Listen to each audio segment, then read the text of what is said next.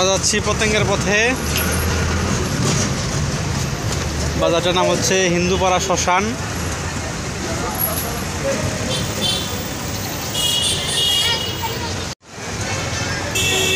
চট্টগ্রামের আজকে আবহাওয়া অনেক রৌদ্র না, আবার বৃষ্টিও না, বেশ ভালো একটা আবহাওয়া, ঘোরার জন্য একটা পারফেক্ট পরিবেশ। কাঁঠালের হাট দেখতে পাচ্ছি, এখানে আমরা একটা কাঁঠাল খাওয়া লাগবে। আসসালামু আলাইকুম, কী অবস্থা সবার? আশা করি আপনারা সবাই ভালো আছেন। আজকে আমার বড় ভাইয়ের সাথে চট্টগ্রামের পতেঙ্গা সমুদ্র সৈকতে যাচ্ছি। আমার বড় ভাইয়ের নাম হচ্ছে সাদ্দাম হোসেন। ভাই আপনি হাই বলে দেন। হাই। এই তো দেখা যাক কী অবস্থা। সাগর পার অনেকদিন পরে আসলাম, আর এখানকার ভিউটা দারুণ, আপনাদেরকে দেখানোর চেষ্টা করছি। আর সাথেই থাকুন পুরো ভিডিও জুড়ে।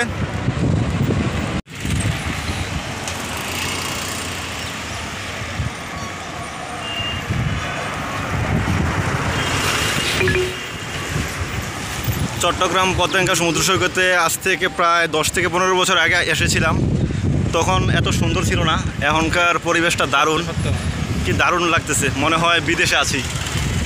বাংলাদেশের যে উন্নয়ন হচ্ছে দিন দিন, তার ওই প্রমাণ। রাস্তাঘাটগুলো দেখুন কত সুন্দর, এবং আশেপাশের পরিবেশও দারুণ করা হয়েছে। আপনাদেরকে একটু ঘুরিয়ে দেখাই। আমরা সমুদ্র সৈকতের দিকে যাচ্ছি, একটু পরেই সমুদ্র সৈকত।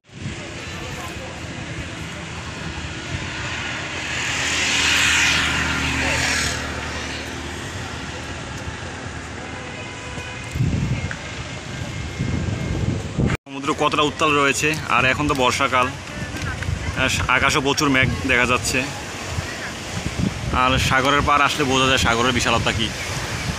আর বাংলাদেশের যত পণ্যবাহী জাহাজ বাংলাদেশ থেকে যায় এবং আসে, এই সকল জাহাজগুলো এখানে নোঙর করা আছে। আপনারা দেখুন কী অবস্থা সাগর পাড়ের। এই যে বড় বড় ব্লকগুলা বাঁধ হিসাবে ব্যবহার করা হচ্ছে এখানে। যখন জোয়ার বা বাটা আসে তখন দেখা যায় এই যে বাটার সময় মানুষজন এই বিচে যায়, আর জোয়ার আসলে এই ব্লকগুলা এই পানিকে প্রতিরোধ করে। এখানকার আবহাওয়া অত্যন্ত সুন্দর, না রোদ না বৃষ্টি, খুবই সুন্দর একটি আবহাওয়া বিরাজমান এখন। এবং দুপুরের টাইম এই সময়টাতে এমন থাকা এবং পাওয়া এই আবহাওয়া ভাগ্যের বিষয়। সাধারণত দুপুরবেলা প্রচণ্ড রৌদ্র থাকে এবং সমুদ্র ততটা উত্তাল থাকে না। দেখুন সমুদ্র কত উত্তাল রয়েছে, অত্যন্ত মনোরম লাগছে এই সমুদ্রের পরিবেশটা। আর বর্তমানে অনেক কাজ করা হয়েছে, আগে এত সুন্দর ব্যারিকেড হয়তো ছিল না, এখন অত্যন্ত ভালো মানের ব্যারিকেড দিয়ে বেষ্টনী দেওয়া হয়েছে। এবং দর্শক যারা আসে এখানে, পর্যটকরা, তাদের জন্য এই দোকানপাটগুলো খুবই সুশৃঙ্খলভাবে তৈরি করা হয়েছে। আগে খুবই এলোমেলো ছিল এবং পার্কিং ব্যবস্থা অত্যন্ত ভালো ছিল না। এখন পার্কিং ব্যবস্থা খুবই সুন্দর, এবং যারা পর্যটক তারা এসে এখানে বিশ্রাম নিতে পারে, খুবই আরাম করতে পারে। আমার কাছে মনে হচ্ছে যদি সারাদিন এখানে বসে বসে কাটিয়েও দেই, তাও মনে হয় ক্লান্তি আসবে না।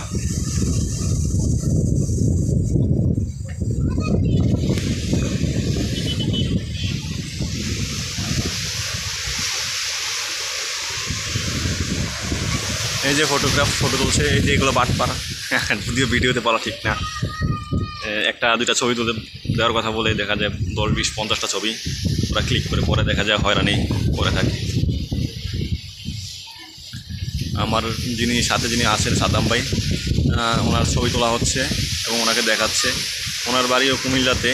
আমরা ওই যে চট্টগ্রাম আসার পরে পরিচয় হয়, তারপর ওনাকে নিয়ে চলে আসলাম। ওনার যদিও প্ল্যান ছিল না এখানে আসার, তখন আমি বলি যে ভাই চলেন এই যে পতেঙ্গাতে ঘুরে আসি। তখন এই বড় ভাই আমাকে বলো চলো যাই, আজকে চলে আসলাম এদিকে। এবং ওই যে মানুষ কিছু দেখা যাচ্ছে, দেখেন ওরা ওই বিচের ভিতরে নেমে আছে, গোসল করতেছে।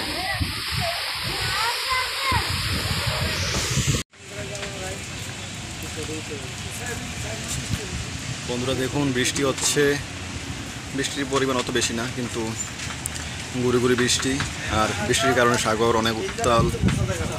সাগরে, গভীর সাগর হয়তো প্রচুর বৃষ্টি হচ্ছে। দেখুন সাগরের কি গর্জন, অত্যন্ত সুন্দর পরিবেশ।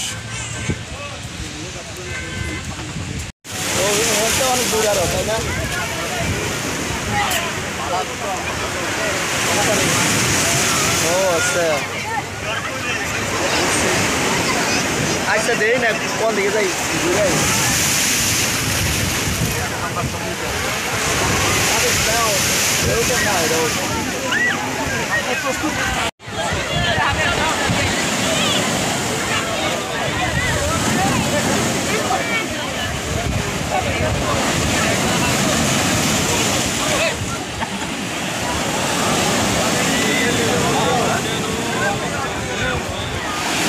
কতটা ভয়ঙ্কর সাগরের রূপ আপনারা দেখুন, প্রতিটা ঢেউ কীভাবে আছড়ে পড়ছে।